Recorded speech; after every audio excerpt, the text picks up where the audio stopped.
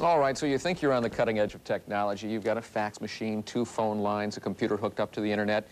What you've also got is one whopper of a telephone bill. And now a local man is promising to share his secret strategies for taming the telephone bill. Channel 7's Kurt Rivera dialed into the details to find out if they can really save you money.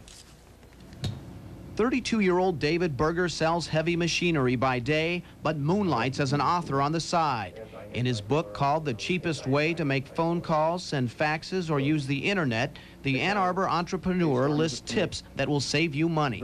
There's a lot of information out there, and I think most of it is just overwhelming to the typical consumer.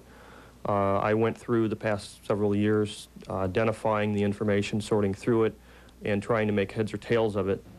Here's David's tip number 1. When getting on the internet, don't begin with Access software, but instead get on with an internet provider.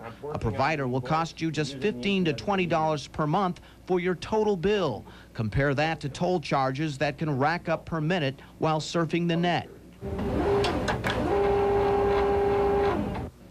Tip number 2. When faxing, don't use a fax machine, but instead use a computer. The document quality will be better and the cost will be cheaper. On average fax, one page high density would take under a minute through the computer. But if it were sent via fax, with this being scanned in, it would take slightly over a minute. And if you're charged per minute, you'd pay for 2 minutes. Tip number 3, when picking a long-distance phone company, don't just give in to one. Negotiate.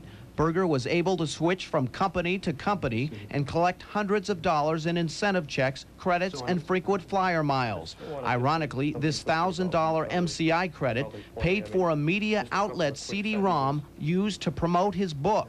If a competitor should send you, for example, a check for $50 or something, think twice before you just cash it and switch, because you can call your current provider, and often they will either match it or even double it.